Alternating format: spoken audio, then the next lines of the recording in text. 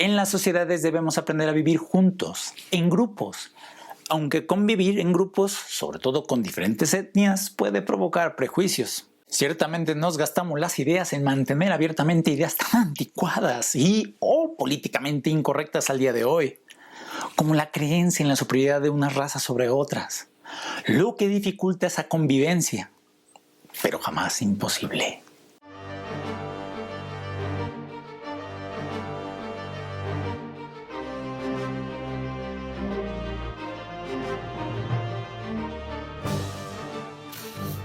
Los prejuicios, como casi su nombre atina, son juicios negativos o desfavorables que implican una evaluación cargada afectivamente negativa.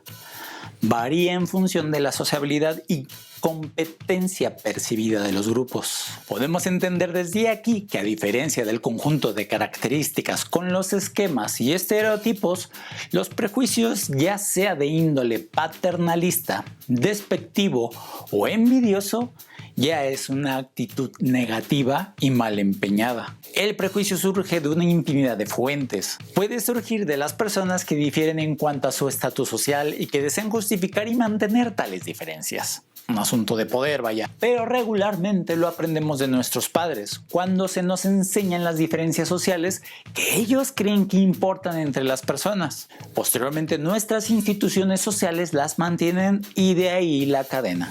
Ahora, si me permiten decir de manera muy breve, hay una teoría que menciona que los niños que han sido objetos de una educación severa y conforme a códigos morales convencionales experimentan sentimientos hostiles y agresivos hacia sus padres que desplazan hacia personas que consideran como débiles o inferiores. De este modo, estas condiciones familiares crean un tipo de comportamiento caracterizado por una excesiva referencia o admiración hacia la autoridad, dando lugar a una rigidez de pensamiento y sobre todo una actitud de hostilidad hacia grupos minoritarios o de menor estatus, que se convierten en chivos expiatorios sobre los cuales pueden descargar sus frustraciones. Volviendo al tema en cuestión. El prejuicio favorece que se realicen atribuciones internas de la situación desfavorable en la que se encuentran los individuos. Es decir, se busca una explicación en sus características personales, lo que da concepción a la discriminación y al racismo.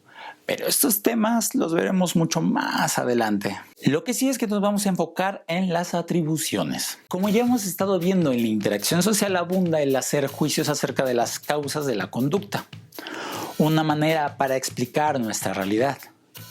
Una de las consignas principales que tiene esta teoría de la atribución es que explica que la conducta se debe a causas internas o externas, pero nunca ambas. Hoy en día sabemos que existen los sesgos de atribución. Hay que entender que cuando hacemos una atribución estamos conjeturando acerca de las verdaderas causas de una acción en particular. La investigación demuestra que esas conjeturas, estereotipos, esquemas, prejuicios son vulnerables a diversos sesgos. Por ejemplo, dos personas que presencian un mismo evento de otra persona pueden sacar diferentes conclusiones de lo que observaron, debido a su percepción, a lo que han vivido, dependiendo de lo que han aprendido. Vaya, temas que hemos estado observando en los últimos videos.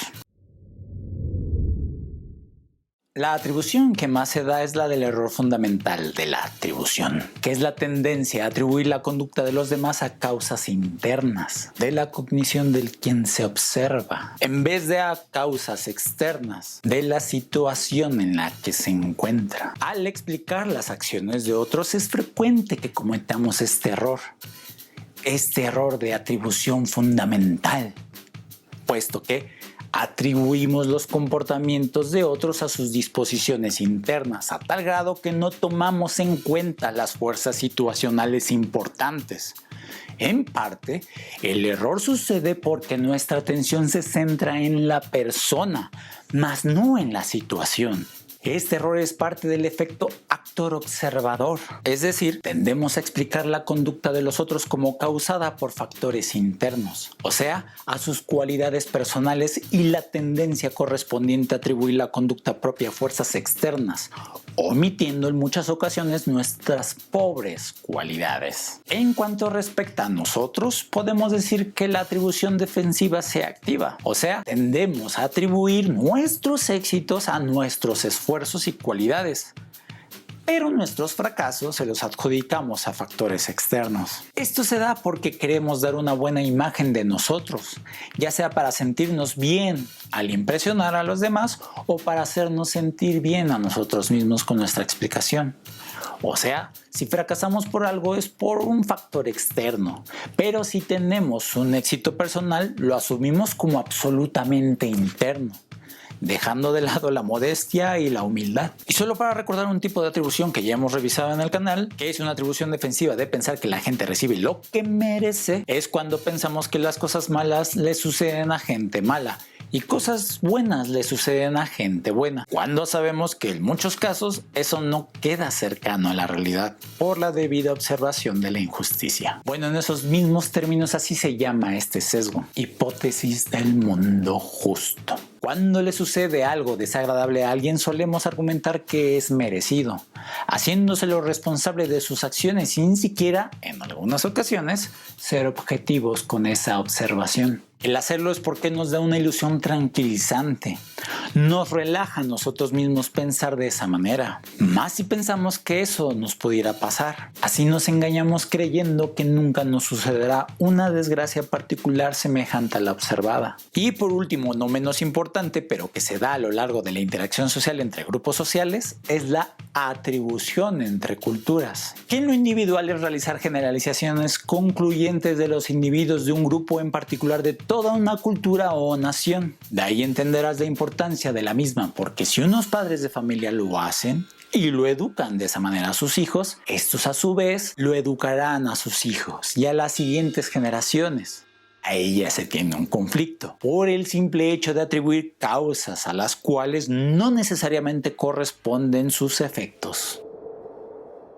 El objetivo de todo esto al tema del prejuicio es averiguar a cuál de los factores presentes en una situación puede atribuirse realmente a los efectos producidos en esa situación. Por eso podemos promovernos ser observadores causales. O sea, tener una visión científica al descubrir los efectos, pero ser objetivos para interpretarlos y establecer todas las circunstancias posibles en una realidad que encaje en la realidad de todos, o mínimo en su mayoría. Nos hemos dado cuenta que nuestro comportamiento depende más de nuestra percepción que de la realidad misma. Pero es el mismo proceso de la atribución por el que el individuo capta la realidad para tratar de predecirla y controlarla. Así, para entender a alguien, debemos entender cómo se comporta. O sea, para hacer una buena viñeta en este tramo de temporada en lo que respecta al canal, podemos decir que para comprender la conducta humana es necesario conocer cómo la gente percibe su mundo social y cómo se informa sobre él. Para resumir el video de hoy, podemos decir que los prejuicios son ya una conducta, una actitud específicamente, una combinación de sentimientos e inclinaciones a actuar con creencias evocadas hacia algo o alguien. Se puede recordar con facilidad si pensamos en los tres elementos esenciales de las actitudes: afecto, que son los sentimientos; tendencia a la conducta, que es una inclinación a actuar; y la cognición, que son las creencias y el conocimiento. Una persona prejuiciosa podría sentir desagrado por aquellos que son diferentes a ella y comportarse de formas discriminatorias contra ellos al creer que son ignorantes y peligrosos. Pero de actitudes hablaremos más adelante, y aunque no se acerca al tema de la discriminación, que ya opera una conducta tangentemente en contra de alguien con un sentimiento negativo que se posea hacia ese estímulo, podemos decir que hasta aquí el prejuicio se realiza a base de los estereotipos, por los esquemas que vamos aprendiendo, y donde surgirá la discriminación si los medios lo permiten. Por eso nada más hablamos de influencia social en esta etapa. En la siguiente ya hablaremos de presión social. Ahí detallaremos un comportamiento dirigido y evocado de la discriminación. Mientras, solo hay que saber que estos rasgos que percibimos son los que utilizaremos más fácilmente con mayor probabilidad para tomar una decisión y manifestar un comportamiento a raíz de esa información. Y de ahí que los demás influyen en nosotros, pues respondemos a esos estímulos que percibimos en forma de prejuicio en algunas ocasiones. Y que si nos equivocamos en decidir una postura es por la discriminación, por los prejuicios o los estereotipos. Así podemos cometer un error porque es precisamente el carácter compartido lo que hace que los estereotipos sirvan para explicar acontecimientos sociales. cómo actúan los grupos, por qué lo hacen y cómo se conforma y se mantiene esa estructura social. Las guerras, los ataques terroristas y en general las diferencias estructurales basadas en la discriminación y en el desprecio del otro por su pertenencia grupal constituyen un triste ejemplo de esta función.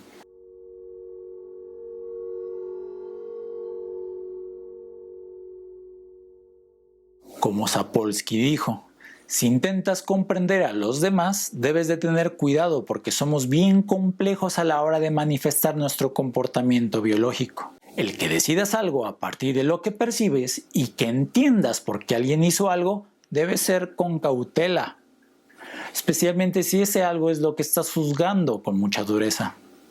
Es como tratar de juzgar cómo llegaste a la conclusión de una película sin verla por completo.